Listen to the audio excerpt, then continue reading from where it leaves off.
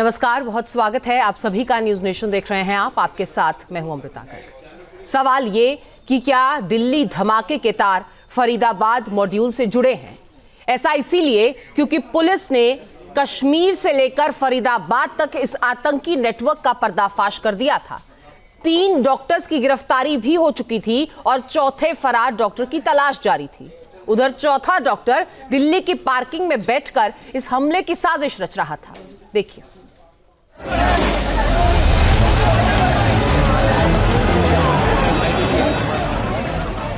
क्या फरीदाबाद में रेड से पैनिक में था आतंकी डॉक्टर उमर?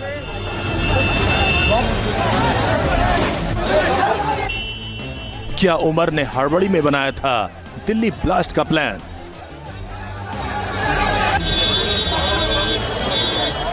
क्या है दिल्ली धमाके के पीछे फरीदाबाद, सहारनपुर, अनंतनाग, पुलवामा मॉड्यूल? दिल्ली के लाल किले के पास नेताजी सुभाष चंद्र बोस मार्ग पर ट्रैफिक सिग्नल पर धीमी रफ्तार से गुजर रही एक सफेद हुंडई i20 कार, एक गाड़ी के अंदर कौन था? जिसका नंबर है HRCE 7674। सोमवार शाम 6:51 पर कार के पिछले हिस्से में रखा विस्फोटक ब्लास्ट हो गया।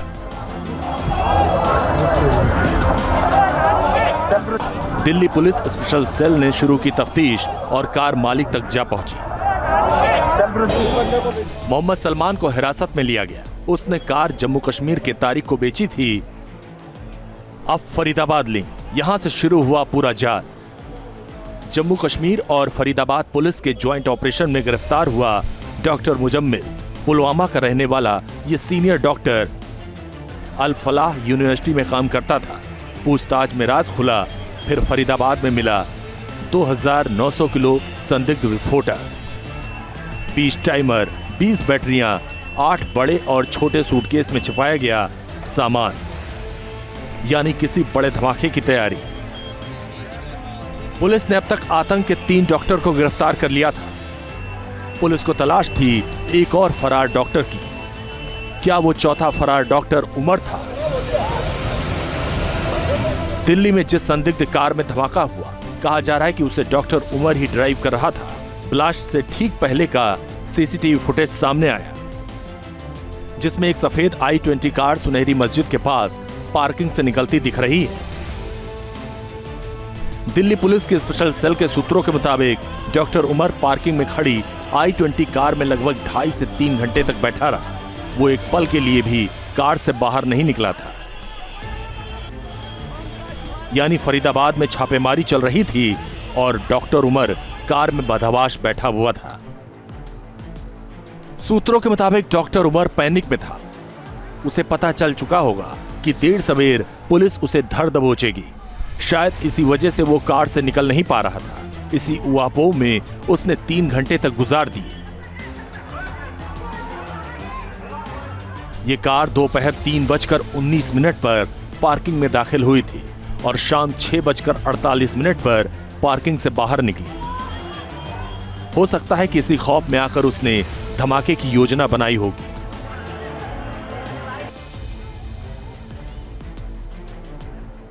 शुरुआत में कहा गया कि जिस कार में धमाका हुआ उसमें अकेले डॉक्टर उमर नहीं था। हालांकि बाद में यह साफ हुआ कि कार में डॉक्टर उमर अकेला ही था। हालांकि अभी यह पुष्टि होना बाकी है कि कार से बरामद शव के टुकड़े डॉक्टर उमर के ही हैं।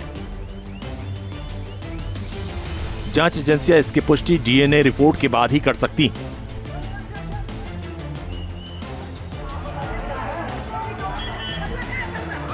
अब सवाल है कि आतंक के इस नेटवर्क में डॉक्टर ही क्यों जुड़े? तो इसके पीछे है अंसार गजवत उल हिंद का वो मॉड्यूल जो आतंकी हमले के लिए प्रोफेशनल्स को चुनता रहा। एनक्रिप्टेड चैनल्स के जरिए पेशेवर युवाओं की भर्ती की जाती थी। डॉक्टर, इंजीनियर जैसे पेशेवर पर ज्यादा फोकस होता था। धन संग्रह के लिए सामाजिक और मजहबी वजहों का हवाला दिया जाता था। विदेशी संपर्कों के जरिए ये नेटवर्क घाटी में फल फूल रहा था। जांच के दौरान यह भी पता चला कि आतंक फैलाने के लिए युवाओं का ब्रेन वॉश किया जाता था। उन्हें कट्टर बनाने के लिए दीनी तालीम का हवाला दिया जाता था उसी नेटवर्क के चारों डॉक्टर हिस्सा थे जिसमें डॉक्टर अदील, डॉक्टर मुजम्मिल और डॉक्टर शाहीन की गिरफ्तारी हो चुकी है। पुलिस जल्द ही डॉक्टर उमर तक भी पहुंच जाती, लेकिन उससे पहले ही दिल्ली में धमाका हो गया और हो सकता है कि उस धमाके के पीछे फरार डॉक्टर उमर का हाथ हो और उसने ट्रैफिक सिग्नल पर खुद को उड़ा लिया हो।